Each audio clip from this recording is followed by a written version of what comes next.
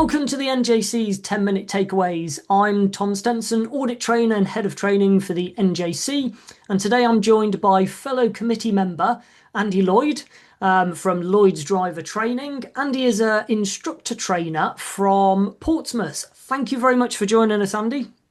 You're welcome, Tom. Thank you for having me on. In today's topic, we are going to be talking about the importance of body language, and our 10 minutes starts now. So, Andy, for you, why is kind of body language so important for us as instructors or instructor trainers? I think too many people, newly qualified ADIs and PDIs, I think they focus too much on fault finding.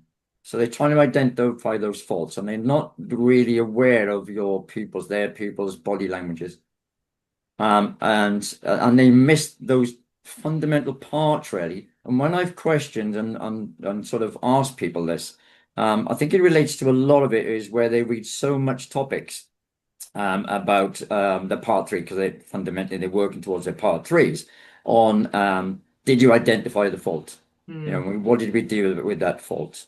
Did we analyze it? Did we pull them all out of conversation? Did that fault warrant change in the lesson plan? And that's all they're focusing on, those faults. But what they're missing is a lot of the people's body languages, and even the words they're saying. So with an experienced, not an experienced body language expert, but if you're watching their body language, we should be really picking up those faults before they happen. So, for instance, where they move in their head. So if they're approaching a junction and they're moving their heads, or they're not moving their heads, they're only focused on one kind of thing, we know that those faults are going to happen. But a lot of newly PDIs qualified, they just focus on waiting for the fault to happen. And then, so they're not watching their body language. And it's the normal things, is where are they sitting? Where are they holding the wheel? Where are they looking? Are they sweaty? Are they getting a bit clammy?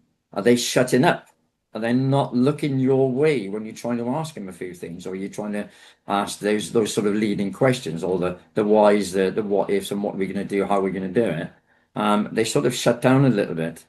So all those that we're missing on that body language as a structure, and then it's all we're trying to do then is we're just firefighting those faults all the time. Yeah. Whereas if we could get to learn more about body language, then we could identify a lot that before all those faults are happening.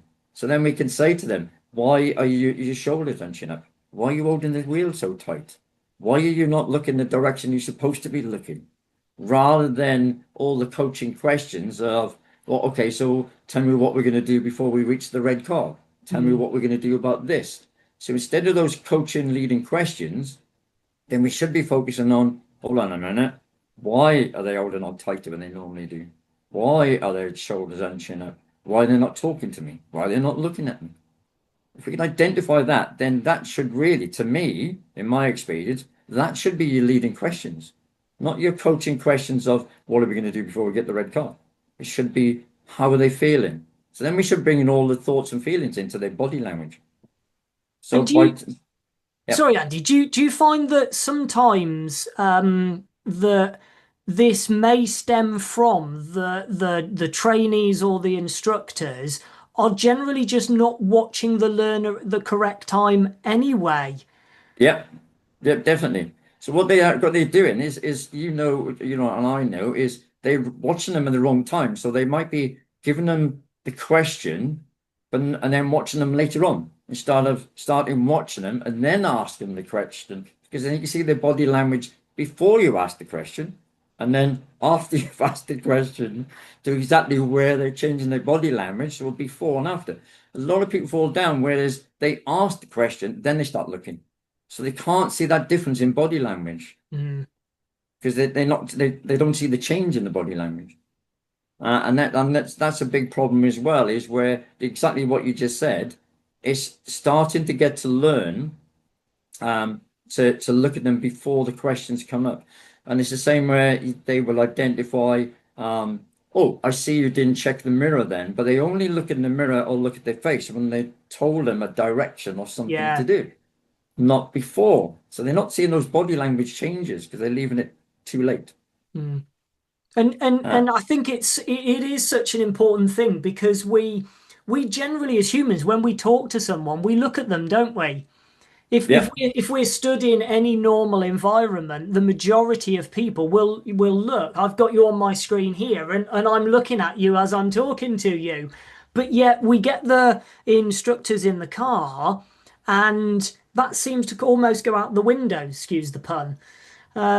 So if you could give some advice then to trainees or instructors that are listening, what are the things that you try and look for in body language when you're with a learner, or how would you give that information to a trainee?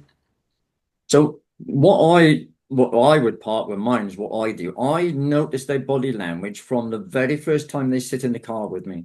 Even on the way to the training area or training route, whatever you want to call it, I can see what their body language is even before they sit into the driver's seat.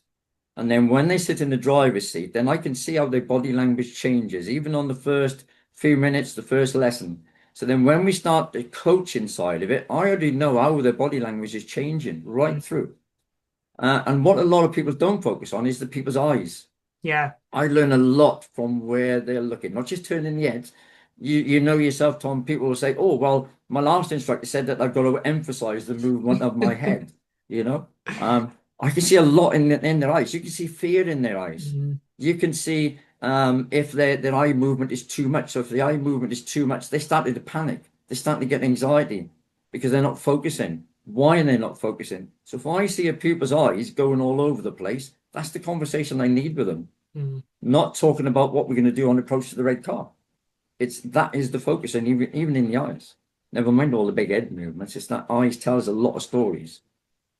So that's where I would focus as well. Is when they're looking at them, don't just look at the person itself. There used to be a saying where you can see people's souls through their eyes. The yeah. eyes says a lot, to especially young people, especially people who are neurodivergent. They tell a lot with their eyes. Mm, Some of them would be they don't want to speak to you, or they're anxious, or they're non-verbal. You can tell a lot by their eyes. So the one fundamental part I would say to a newly qualified PDI, notice the body language from the first ever lesson and see how their body language progresses, and then focus a lot on their eye movements. And that, to me personally, in my experience, that tells me a lot just in their eye movement.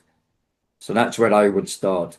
And then as you go along, you can see where they sit in, what their sitting position is. Are they slapping down in their seat a little bit more? Are they relaxed on the wheel a little bit more? Are they turning their heads a little bit more? Are they engaging in more conversation with you?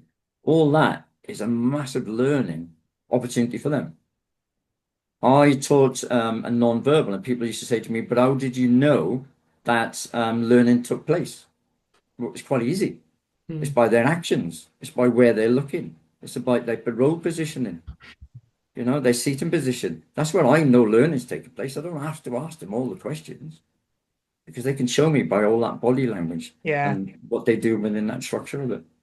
And the body can give away so much, can't it? I've been sat in the back of vehicles before observing lessons, and I can tell that the learner in front is a little bit anxious because you can see what the shoulders are like, or I can see the white knuckles on the steering wheel, and I'm thinking, okay, we probably need to be addressing this about now. Yeah, yeah, yeah. And the way they focus on the road, because when they're anxious and nervous, they will just peer straight on our road like a horse with blinkers on. They will not move their head. And the fact is they're not moving their head means they're not aware of their surroundings. And that is a big sort of you can pick up straight away on their fear and their anxiety because they're almost like you said, the white knuckles, they're Yeah. staring in front of them. They're not aware of anything around them. That's what we as driving instructors should be focusing on. Not all the deep Q&A all the time. People get confused. Oh, but I got a coach. I got a coach. I got a coach. Well, what about your people? They're showing signs of fear, anxiety, and you're not worried about that. You're not focusing on that. You're focusing on, I have to ask this question. Oh, somebody said I got to dig deeper. Hold on a minute. Why are you digging deeper when you're just losing that pupil Mm. completely in their body language? And although I'd still class this as body language, I think the other one that goes sort of missed a little bit is hearing the learner breathe or not breathe. I've heard before we've approached a roundabout and then we've done this roundabout and all of a sudden the learner goes because they've been holding their breath that time. Yep. And this is all this information that we kind of get from our learners. But as you say, it's opening it up to recognize it's not just looking at what they're doing, it's how they're doing it. Yep, exactly. And it's the same again, if they're holding their breath, then that's even worse for their anxiety and their stress. Because if they're stressed and they start holding their breath, they're not taking enough oxygen in, so it just spirals then. And that's where things starts going wrong. But then the PDI, the ADI, or whatever you call them, it's got that pupil in them, they are just focusing on that fault. Yeah. Not that the pupil's not breathing and anxiety is getting worse and worse and worse, or their stress is getting worse and worse and worse. So hopefully what we're saying is prioritize your learner, don't prioritize the fault. Perfect.